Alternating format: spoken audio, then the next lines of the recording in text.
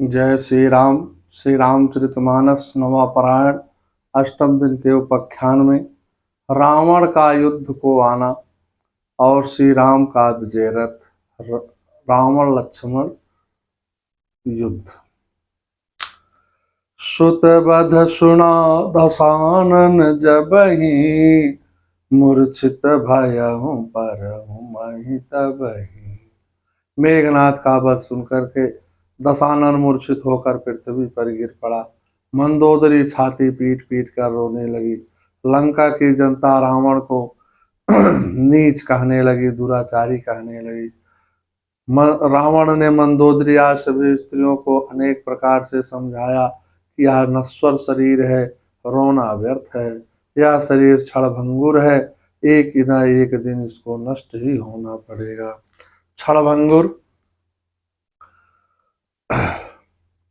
क्षणभंगुर जीवन की कलिका, क्षणभंगुर जीवन की कलिका, कल प्रात को जाने खिली ना खिली। क्षणभंगुर जीवन की कलिका, कल प्रात को जाने खिली न खिली।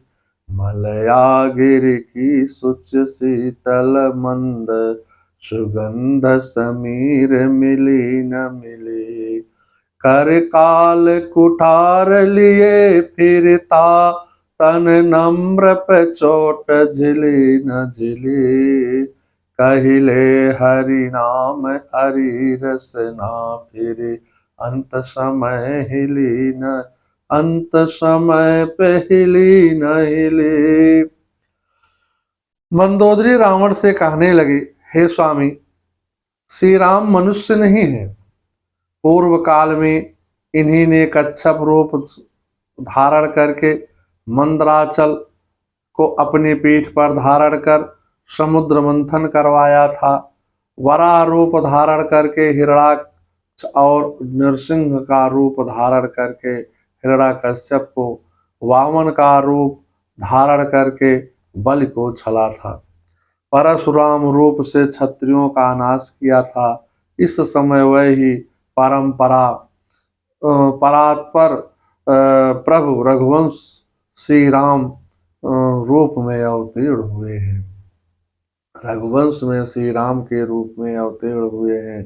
रावण कहने लगा, हे मंदोदरी, मैं राम के वीरार्यमाणम यश्यामम तद्रो श्लोमो परम पदम, शीघ्रगामी बाणों से सिद्ध होकर के उन विष्णु भगवान के परम धाम को जाना चाहता हूँ। जानामि राघवं विष्णुं लक्ष्मीं, जानामि जानकीं ज्ञात्यं जानकी सीता मया नीतं वनाद्वलात्। मैं राम को साक्षात विष्णु और जानकी जी को माँ भगवती लक्ष्मी जानता हूँ। यह जान कर ही कि राम के साथ हाथों से मेरा मर करके उनका परम पद मुझे प्राप्त होगा, या मैं उनका परम पद प्राप्त करूंगा। मैं जनक नंदिनी सीता को बलात् तपोवन से ले आया था। रामेण निधिनं प्राप्तं यस्यामीति परम पदम, प्रेम्योच्चं त्वां तो संसाराधम गमिष्यामि सा प्रियम। हे प्रिय, अब मैं तुम्हें छोड़कर अपने अन्यान्य राक्षस वीरों के साथ संसार से कूच करूंगा। अध्यात्म रामायण युद्ध कांड का सर्ग 10:56 से 58 तक के। तिनहि ज्ञान उपदेशा रावण, आपन मंद कथा शुभ पावन। पर उपदेश कुशल बहु तेरे, जे आचरित नर न गनेरे। रावण ने स्त्रियों को ज्ञान का उपदेश दिया। स्वयं नीच है, बातें शुभ और पवित्र है। दूसरों को उपदेश देने में तो बहुत लोग कुशल होते हैं, परंतु अपने आचरण करने वाले कम ही होते हैं। दशानन ने राक्षस को संबोधित करते हुए कहा, हे वीरों, युद्ध क्षेत्र में जाने में जिनका मन भयभीत हो रहा है वह अभी अपने घर को चला जाए। युद्ध में जाकर भागने में भलाई नहीं है। मैंने अपनी भुजाओं के बल पर बैर बढ़ाया है। मैं हूं तब तक युद्ध करता रहूंगा, जब तक मैं हूं तब तक युद्ध करता रहूंगा। इस प्रकार का करके रावण ने तीव्रगामी रथ पर सवार होकर राक्षसों के साथ लेकर के युद्ध भूमि में पहुंच गया। अनेकों अपशगुन होने लगे, लेकिन अपनी भुजाओं के बल के घमंड में रावण उन्हें मान नहीं रहा है। राक्षस सेना कटक बड़े वेग से चली आ रही है। उठे रेणु रब गया हूँ छपाए, मारुत तत्क वसुधाय कुलाए। आकाश में धूल छा गई, हवा रुक गई, पृथ्वी घबराने लगी। काली आंधी काले घन सा आगे को बढ़ता जाता था। निशिक्षी कर दी निश्चर दल ने, दिन में दिन करना दिखता था। राधे श्याम रामायण से। रावण कहने लगा, हे वीरों, इन वानरों को मसल दो, मार दो। उधर वानर भी जय श्री राम की गर्जना करते हुए मार काट करने लगे।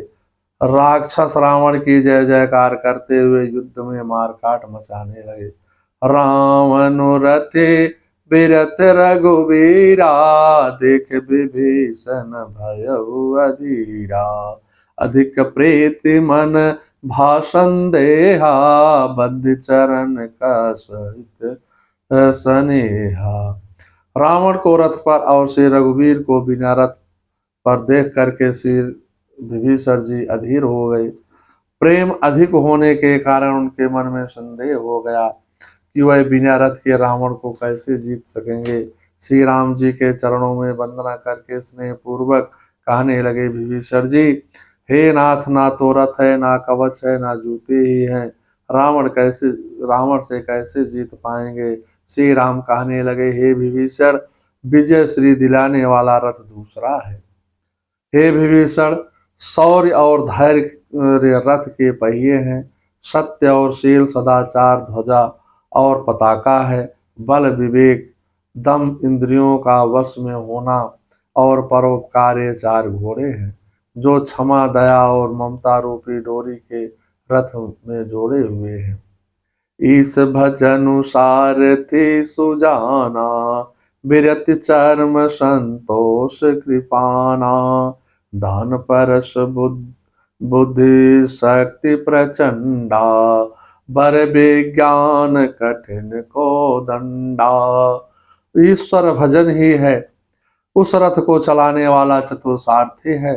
वैराग्य ढाल है और संतोष तलवार है। दान फरसा है, बुद्धि प्रचंड शक्ति है, श्रेष्ठ विज्ञान कठिन धनुष है। अमल अचल मन श्रोण समाना, जम जम नियम शील मुख जाना। कवच अभेद विप्र गुर पूजा, यही सम विजय उपाय न दूजा। निर्मल पाप रहित और अचल स्थिर मन तरकस के समान है। सम मन का वश में होना, अहिंसा नियम और शौचादि नियम, ये बहुत से बाण हैं। ब्राह्मणों और गुरु का पूजन अभेद्य कवच है। इसके समान विजय दूसरा उपाय कोई नहीं है। सखा धर्म में असरथ जाके, जीतन का न कताऊं रिपुता के। ऐसा रथ जिसके पास है वह सर्वजित योद्धा है। हे सखा, जिसके पास ऐसा दृढ़ रथ है वह वीर संसार जन्म मृत्यु रूपी महान शत्रु को भी जीत सकता है। रावण की तो बात ही क्या है।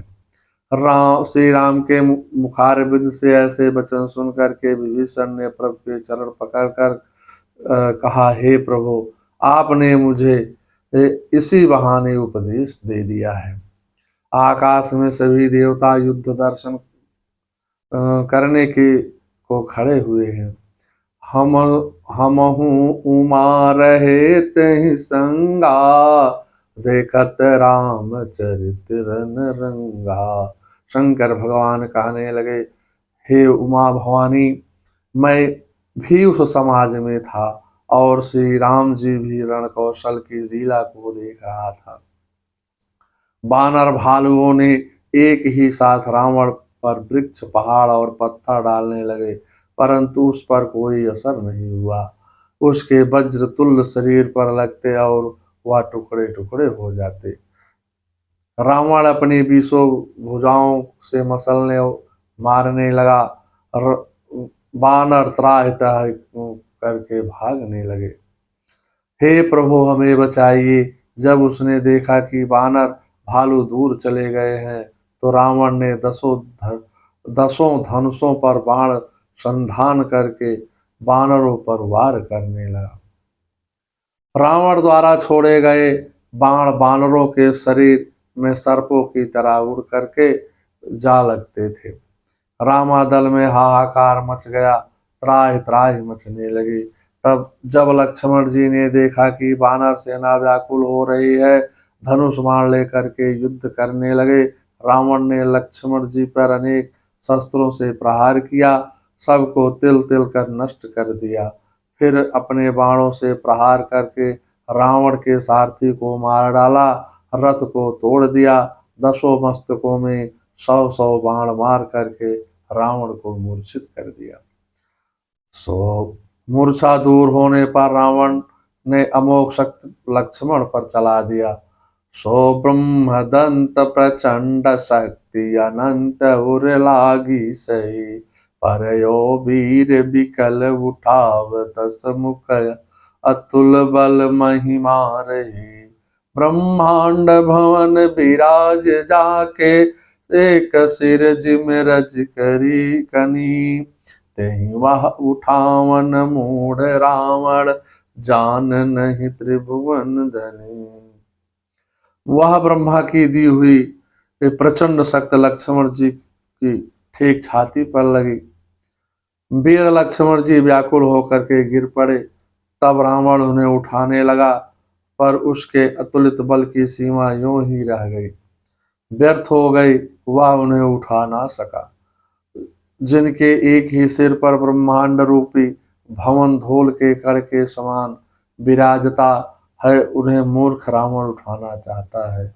वह तीनों भुवनों के स्वामी लक्ष्मण जी को नहीं जानता। न्यापतत सा महावेगम लक्ष्मणस्यामहोरसे, जिह्वे वो गजराज गराजस्य दीप्तिमानं महाधुति। ततो रावण वेगेन सुदेवागाढ्या, सशक्तं विभिन्न हृदयं पापातं भुवि लक्ष्मणा। नागराज वासिक जी की जिह्वा के समान दे दीप्तमान महातेजस्विनी और महावेगवती शक्ति जब लक्ष्मण के विशाल वक्षस्थल पर गिरी, तब रावण के वेग से बहुत गहराई तक धंस गई। उस शक्ति के हृदय से वितीर्ण हो जाने के बाद लक्ष्मण पृथ्वी पर गिर पड़े। बानर बालक वाल्मीकि रामायण युद्ध कांड का सर्ग 135-36 से। वाल्मीकि रामायण में सुषेण वैद्य जी ने पुनः उन औषधियों को लाने के लिए कहते हैं। सौम्यम शीघ्रमितो गत्तम पर्वतम ही महोदयम, पूर्वम तु कथितो यस्यो वीर जाम्बवताम तो, दक्षिणे शिखरे जाता महो औषधि मानाय, विशल्यकर्णिं नामं सर्व अरुणकारणे यथा, संजीवकारणी वीरं संधानी चामौषधिं, संजीवनार्थं वीरस्य लक्ष्मणस्य तुम्मानयम्। हे सौम्य, तुम शीघ्र ही महोदय पर्वत पर, जिसका पता जम्बवान तुम्हें पहले ही बता चुके हैं, जाओ और उसके दक्षिण शिखर पर उगी हुई विशल्यकारणी, सर्वकारणी, संजीव कारणी तथा संधानी नाम के प्रसिद्ध औषधियां को लेकर के यहाँ आइए। हे वीर, उन्हीं से वीर वर लक्ष्मण के जीवन की रक्षा होगी। वाल्मीकि रामायण युद्ध कांड का सर्ग 131 से 32 तक। हनुमान जी पुनः हाथ से वेग से हम औषध ले आए। वैद्यराज सुशेर जी लक्ष्मण जी का उपचार किया। सा लक्षम सा समाग्राय लक्षणम परम वीर विशल्यो वर्जम शीघ्रम मुदितम तिष्ठन्ति मयि तलात्। शत्रु का संहार करने वाले लक्ष्मण जी के सारे शरीर में बाण धसे हुए हैं। उस अवस्था में उस औषध को सूंघते ही उनके शरीर पर बाण निकल गया और निरोग होकर शीघ्र ही भूतल पर उठकर खड़े हो गए।